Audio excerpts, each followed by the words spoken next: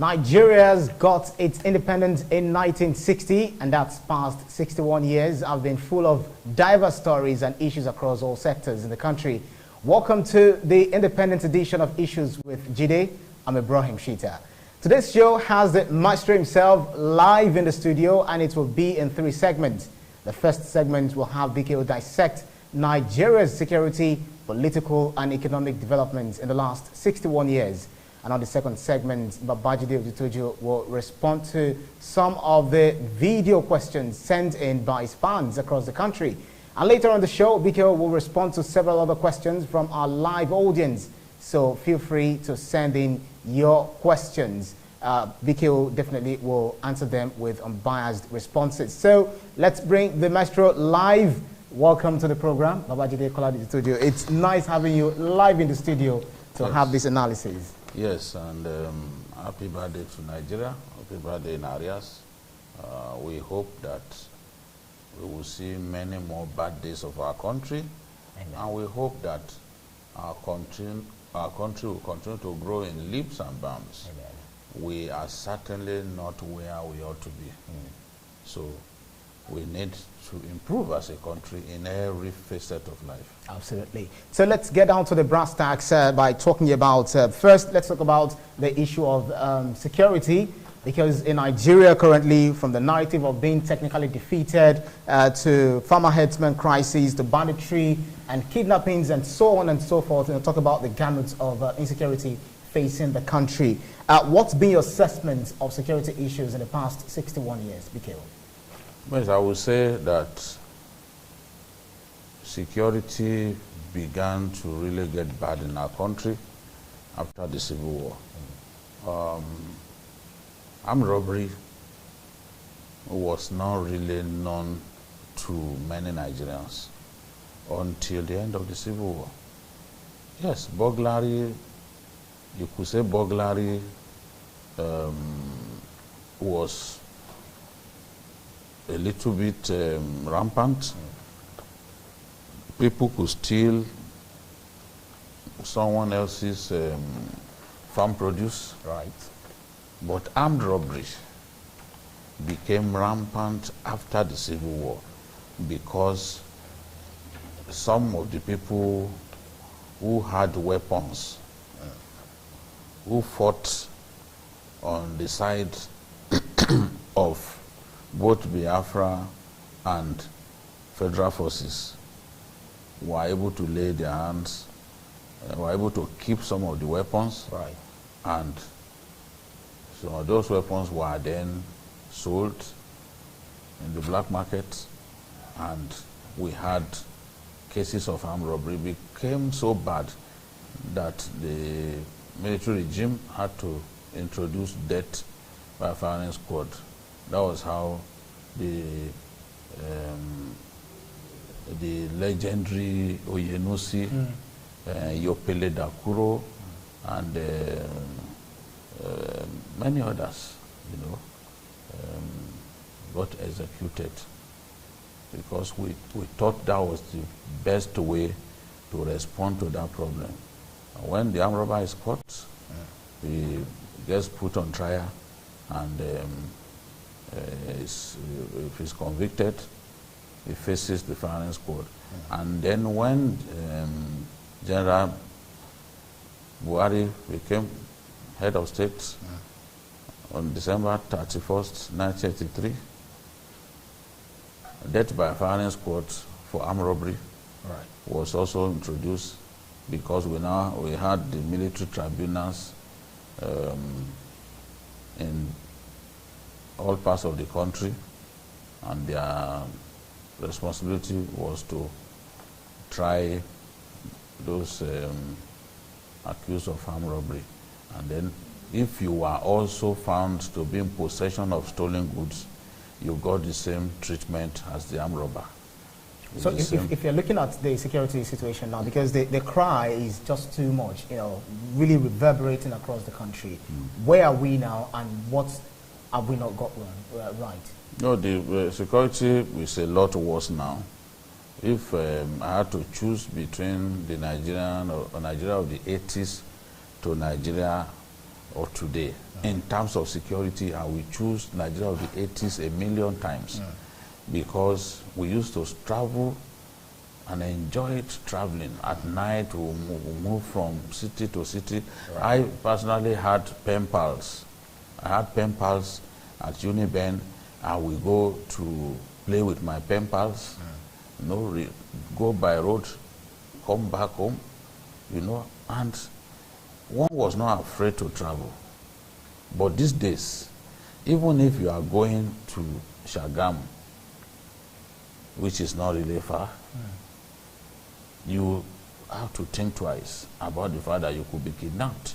And that problem is a national problem. You can hardly pinpoint parts of our country where you could freely travel without any fear in the world.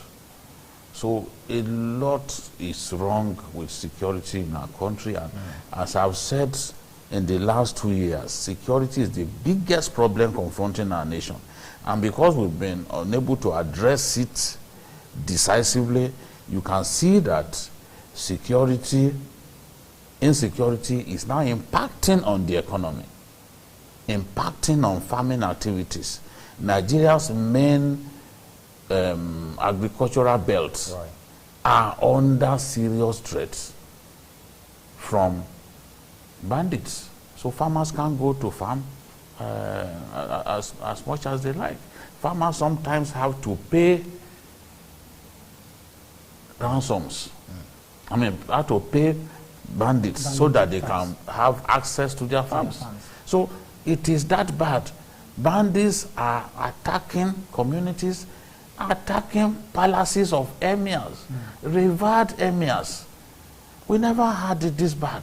Biko, I know that you are driving towards finding solutions to some of these security challenges we've raised in the course of the program, because we know that our audience are already sending in their questions, and that's an opportunity for me to tell you that keep sending in your questions. We'll take some of the questions we receive, and then we'll take some live, and BK will definitely respond to them. Let's get to another topic quickly. 61 years after, there have been the notion of Nigeria is simply a contraption that's never meant to work. Talk of marriage of inconvenience. Is the Nigerian challenge in the diversity of culture or simply leadership? Looking at it against the background of how we've fared this past 61 years. I would say that our diversity ought to be our strength, but it is right now looking like our albatross. We are extremely divided as a people over virtually every issue under the sun. Nigerians are divided along religious as well as ethnic lines. Again, it's never been this bad. It has never been this bad that in this same country, General Gawan's deputy was a Christian like him, and nobody complained. His deputy was a Christian. In this same country, Abiola contested an election in 1993, defeated Bashir Tofa in Kano. Even in Bashir Tofa's polling unit in this southeast and a little bit in the southwest, do not make me comfortable, because I never thought that day would come after the events of the Civil War, when Nigerians will begin to agitate for the dismemberment of their nation. But we all know that bad leadership has consequences. Bad leadership is responsible for the problems that we suffer from. If Nigerians no longer see one another, see themselves as brothers and sisters, it is because our government has failed to manage our diversity. Looking at this, I know we're already receiving questions from our audience, but before we go to that, let's look at the issue of economy briefly. We've talked about the petroleum subsidies rather. We've talked about fiscal policies, agriculture, taxations, everything contributing to our revenue generation. Yet the economy still appears to be very slack. What are we doing, or what are we yet to get right? You see, when you imagine that since 2016, right, our economy has been stagnant. The growth rate for our economy cumulatively since 2016 has been just about 1%. And this was an economy that grew at a rate of 6.5% or thereabouts. Just before. It was even rated among the fastest, Nigeria was even rated among the fastest growing economies in the world. But between 2015 and today, we have suffered two recessions.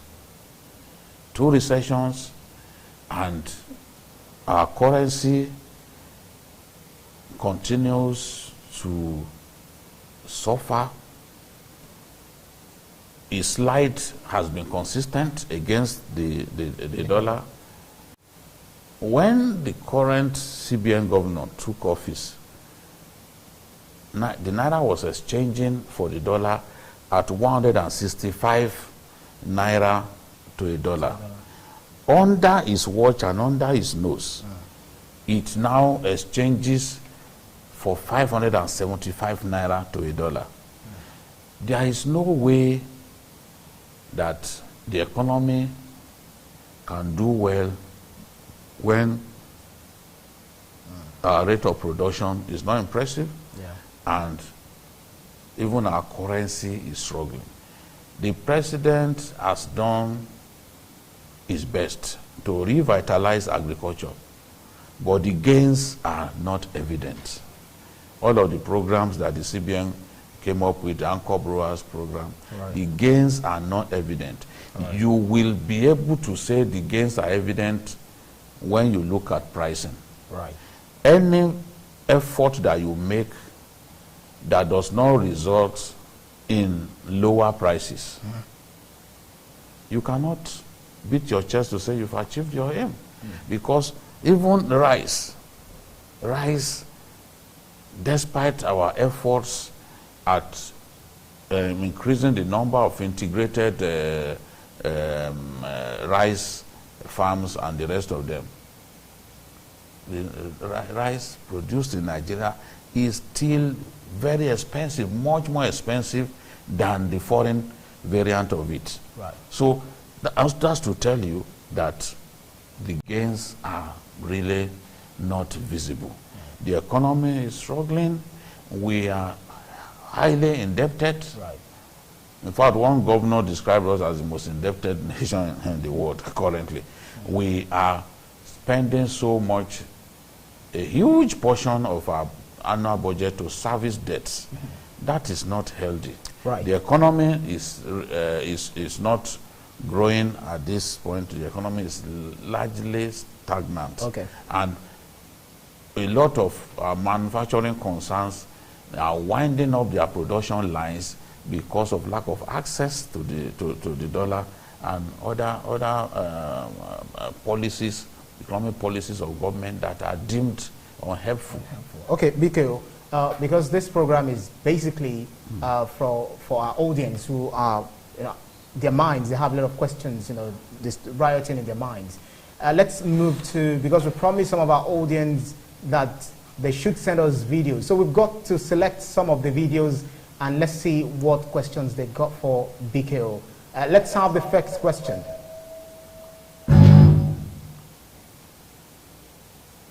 Hello everyone, my name is Sibe Nakeze. I'm a huge fan of the program. You should hear my question. Babajide Kolade-Otitoju is, since independence, how come no former Nigerian head of state from military rule to civilian rule, has never been prosecuted for the atrocities they committed during their administration. Thank you. The current ruling class in our country is an extremely selfish one. They keep recycling one another, and you find that the same people that you have been familiar with in the corridors of power are the same people who are still there. Right. How then are they going to jail one another? It's a tough ask. It will amount to committing class suicide for members of the ruling class in Nigeria, as selfish as they are, to jail one another. I really don't see it happen. But it happens in other countries. Yes, but Nigeria is a peculiar country. In Israel, we've seen former president jailed. South Africa, the same thing. Yeah. You know, but in this country, I don't even see how we have these former presidents meet from time to time. We have their meeting in Abuja. How do you imagine that people who from time to time have the chance to interface will be comfortable to jail one another? This is not like Ghana, where a certain General Rawlings came to power and lined up 4 presidents before him and fired them, tied them to the stakes and killed all 4 of them. And they were arguing among themselves that, oh, when you took over from me, you said you were going to do a good job. The other one will say, you shut up. Didn't you to promise that you were going to make Ghana better? Right. They were arguing amongst themselves until a hail of bullets silenced them. So you don't expect that to happen in Nigeria, because they will treat it as a family affair. I remember my boss, Bayo Nanuga, pushing for the administration of Ibrahim Babangida to be probed by Obasanjo. Even during a breakfast meeting in Abuja, he asked Obasanjo that question. But what did Obasanjo do? Obasanjo abused him thoroughly on live television for asking him to probe the Babangida administration. So that's the way. And don't forget, Babangida, for example, played the biggest part in the enthronement of the Obasanjo regime. Between him and General Abdul Salami, they made up their minds that Obasanjo must be made president. They brought him out of Yola prison and spent money on him and installed him as president. So how will an Obasanjo installed by those 2 former presidents have the courage to go and put the 2 of them on trial? That kind of courage is difficult to find in Nigeria, if not impossible. All right, so let's move to another question. Who do we have? Babajide, I greet you. Do you think it is necessary for Nigeria to celebrate Independence Day, considering the fact that we have some of our brothers and sisters held captive somewhere in the forest and yet to be found? Can a mother really celebrate while her child is missing? We sing in our anthem, "The labor of our heroes past shall never be in vain." Don't you think their labor has already been in vain? These are my questions. Thank you. Phyllis Brown. That's Phyllis Brown from River State. Yeah, I think that it makes sense to mark the Independence Day. I don't know any country that would not want to mark the Independence Day, because it's perhaps the most important day in the life of any country, the day you got independence. But we have a choice to mark it on a somber note. And it's the president who can say, look, in the light of what we are going through, this Independence Day, this is how we want to celebrate it. We want to mark it, not, let's not use the word celebrate, we want to mark it on a somber note in remembrance of our children who are in captivity. Students of Federal Government College, Brini Yauri, Kebbi State, have been in the custody of bandits for about 104 or 5 days now. They've been in their custody because earlier this week they clocked 100 days in captivity, and there are still about 90 of them, yes, in captivity. That should bother any nation. We still have 11 students of Bethel Baptist School, Kaduna, in the custody of bandits. We were told that they arrested three of the masterminds, but in spite of that, they can't lead us to where these children are and get them freed. We have other people, road travelers, kidnapped, who are in custody. That's why I have issues with the president's address yesterday, because there were some issues that I expected him to address that he chose not to address, and was talking about some achievements that he claimed his government had recorded.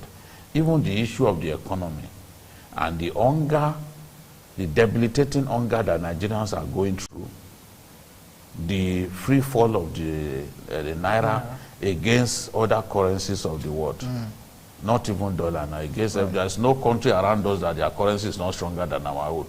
He did not address that in his speech. So I think I agree with him that there's no cause for celebration. A lot of people too have said that, well, do we even need to celebrate? What are we celebrating about? Right, on the issue of whether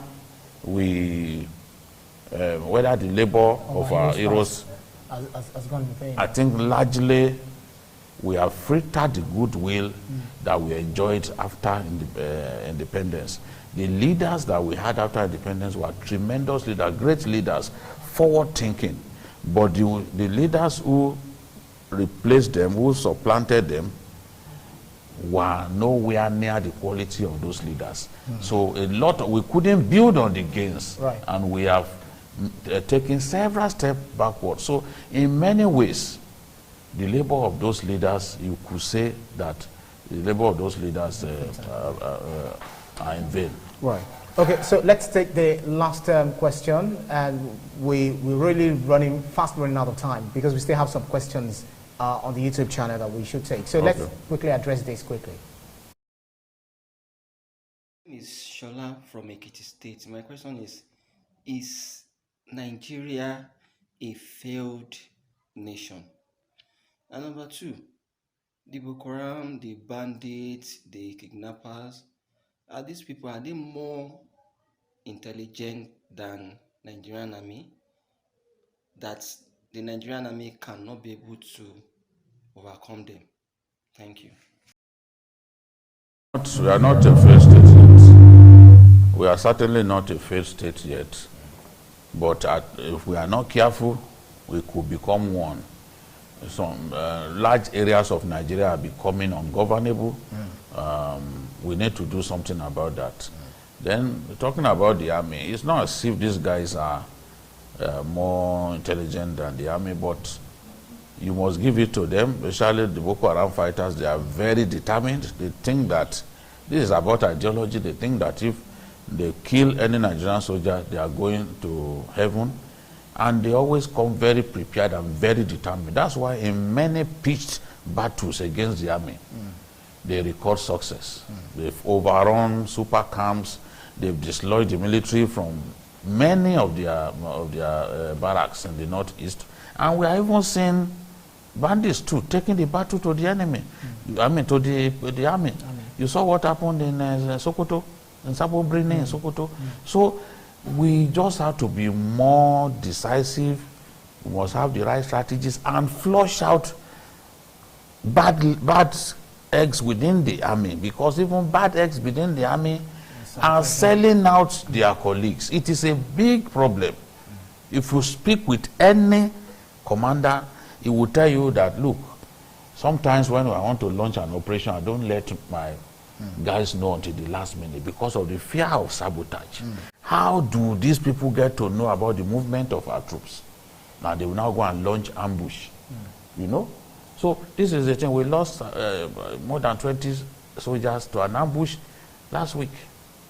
How do they get to know that those troops are coming? Well, so BKO, let's quickly rush to our online YouTube channel where we have, you know, avalanche of questions pouring in to you, BKO. This is coming from Olushola Julius. I think we are 27 minutes into the program. So, Mr. President, in his Independence Day broadcast, said our unity as a country is not negotiable. BKO, what's your take on this quickly? The unity, as much as I want Nigeria to remain united, I think that any union, any legal union is negotiable. Even the union between husband and wife, the matrimony itself is negotiable. So I don't think the president needs to be saying, I mean, using those words that the unity is non-negotiable. Just do your best to address the issue of our diversity. Be fair to everyone. Don't give people a reason to think that your own part of the country must get the highest, I mean, the biggest chunk of political and security appointments. Once you are able to do that, you show fairness to everyone, more and more Nigerians will be committed to the unity of their nation. And you won't need to come out and tell us that the unity of Nigeria is non-negotiable. No, people are not impressed with such proclamations. They just want to see you be fair to everyone, whether they voted for you or they didn't vote for you. Okay, so Victor Kehinde wants to know about if Tucano is the only meant for Boko Haram. What can you say about the lawmakers saying that the president should declare the bandits as terrorists? I think the Americans have made it clear that they don't want us to use the Tucanos on bandits. So the Tucanos will be used largely in the northeast. Remember, it was Trump that made up his mind that he was going to sell weapons to us. As soon as he became president, he invited our president and told him, I will support you in the war against terror. So those weapons were procured to help us win the war against terror. The Americans now do not see those bandits as terrorists. You know, just as I do not see them as terrorists too. You know, and my own argument is, look, by their idiosyncrasies, by the things that they do, they are not driven by ideology. They are just driven by the need to make money. That's not how terrorists are defined. Nigerians will argue that, oh, because they shot down an aircraft. Look, any riffraff, if he got access to an assault weapon, like an AK-47 or AK-49, and the aircraft is flying low, he can shoot it and it will come down. But is that not terroristic action? No, that's not. That is criminal action. If we are not careful, because even armed robbers show such tendencies sometimes when they attack people. So the armed robbers wants to steal from you. That is his goal. It is the goal of the group that determines what the group is called. It is the goal. Now, we've had in Algeria, we had the Muslim Brotherhood that won an election, and the military didn't allow them to take over, and they started beheading people. That's terrorism. They graduated into terrorists straight away. They are not interested in your money. Those bandits in the northwest, all they're after is your money. They are kidnappers. They were paid. There are some people behind the scene who give them money, go and kidnap people so that they can make money. Yeah. It is what the group does, and that's how the dictionary defines them.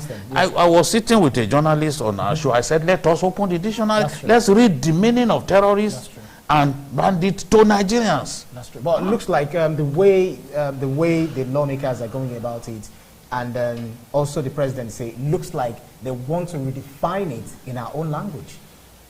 Well, that still won't change the meaning. It still won't change the meaning. And look, what are we? We just like controversy in our country. Changing the name is not what matters. Defeating the group is what matters. They feel that changing the name, the nomenclature, might help them in tackling the issue. It will not help anything. When did we declare Boko Haram a terrorist group? Have we defeated Boko Haram? We declare Darussalam, a faction of Boko Haram, a terrorist group. Have we defeated them? They are operating in the Kogi area. Let's stop deceiving ourselves. It is not the name that will deliver victory to us. It is how determined we are. It is our strategy. Our strategy is not good enough. It is the strategy that we deploy that will determine whether we become, we win, we defeat the enemy. Not what you call the enemy. You're calling them terrorists, to me, is a waste of time. We have been fighting Boko Haram since 2009. We have not defeated them. But we have designated them a terrorist group. But now that we have designated IPOB a terrorist group. Have we defeated them? IPOB will tell Nigerians, don't go out, and nobody will try to go out. It still happened on Independence Day. People sat in their homes. Well, now, a candidate of the APC in Anambra called off his campaign because he could see that they've been killing people all over the place. So, but we've designated them a terrorist group. Right. It's not what you call them. It is your approach. If you call terrorists, if your approach is not good enough, you will not defeat them. Wow. So, Eniola, we are really running out of time, but let me quickly squeeze this in. Eniola, well, this is nice to see you, Babajide. I'm also always watching journalists hangouts, and I've also become a fan of Issues with Jide. Thanks for your analysis and positive criticism of the government. This person, I saw a question which is trying to find out about good federalism, talk about true federalism. Yeah. Let me see if I can find that quickly. Can I quickly find that out? Yes, Mr. President in his Independent Day broadcast said our unity is not negotiable. I think we already took that. This is Ayejina Olu. Please talk about benefits of true federalism in Nigeria. The governors are more interested in which section produces the president, but we have true federalism first. I hope you get a question, someone. Yes, I am for true federalism. I'm for fiscal federalism and for true federalism. A situation in which a state builds a power plant, generates power, uses its own resources to build a power plant, generates power. You then say that if they produce above 50 megawatts, it must be fed into the national grid, where it is then decided what quantum of electricity that same state will get. Yeah. Is it right? Because even in Kwara, Bukola Saraki completed a power plant. But they told them, look, you must feed it into the national grid. And my parents, they will not have light. From a state that built a power plant to completion. That's not. And look at the central nature of our security. The Constitution says there shall be one police. We have seen clearly now that one police cannot save us as a nation. We don't even have enough. We don't have enough soldiers. We don't have enough policemen. Now you can see that even northern governors, some of them had always opposed federalism. Yeah. They are now setting up vigilante groups to complement the army. You had the governors of Katsina State saying that they are going to train 3,000 vigilantes. They are going to get the army to help train them, and the police. So are they not eventually coming to do what Amotekun is doing? So this is the thing. There are certain portions of that constitution that needs to be amended. And when those portions are amended, Nigeria will be on the path to true federalism. The way it is now, so much power is concentrated in the center, and it is dragging everyone down. Mikhail, unfortunately, we've run out of time, but I want you to put a wrap on these, because we know that most of those who are watching this program at this time before, majority of them somewhat fall within the age bracket of the youth. And it was so amazing that yesterday, some people said, tomorrow is Independence Day, talk about tomorrow, that if anybody sends me an Independence Day message, a lot of curses.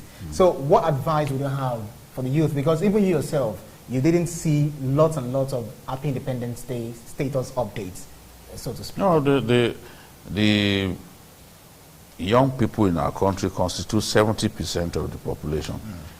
The young people must realize that that is a strength in itself. They must stop being apolitical. They must get involved in political developments in their country. When you get involved in political developments, you are showing a greater interest in who rules you. Because these ones are rulers, they are not leaders. You are showing an interest in who rules you. If you are consistent at it, one day, young Nigerians will be able to unseat this present crop of political leaders. Because they have the strength. If they make up their minds, they will be able to win elections. But a lot of them are not interested in politics. They just want to listen to Davido, Burna Boy, and the rest of them. It is a strength. We are strong in entertainment in Africa. Right. We are strong in technology in Africa. And all of this is the young people that are driving it. Not Nollywood, young people driving it. Right. You understand? Right. But I want the young people to get more involved in politics, to challenge the ruling class. Right. Because the future belongs to these young people. There is a Chinese proverb that says, the flowers of tomorrow are in the seeds of today. They must realize that Nigeria, the future of Nigeria belongs to them. If they simply leave everything to this, this ruling class, their own future too will not be guaranteed. So this is my advice to the young people. That's well said, as always. Babajide Kolade-Otitoju. We could take so many comments here. People saying that they are watching, they're listening, they're happy with your analysis. Some are also engaging your opinion, your thoughts. But I know that you can address some of your questions, your worries, your concerns to Babajide Kolade-Otitoju via his Twitter handle, Facebook, and across social media platforms where you always engage him. Special thanks to you, Babajide Kolade-Otitoju, for those insightful analyses as always, and thanks to you, to our audience, for joining on every edition. Remember to subscribe to our YouTube channel, TVC News. Click on the subscribe button to get the latest information. We say thank you to Wasil Salam, Tonia, Joseph, Mustafa, and also Fumi for everything they've been doing, on the background door. I'm Ibrahim Shita. See you again next edition. Bye for now.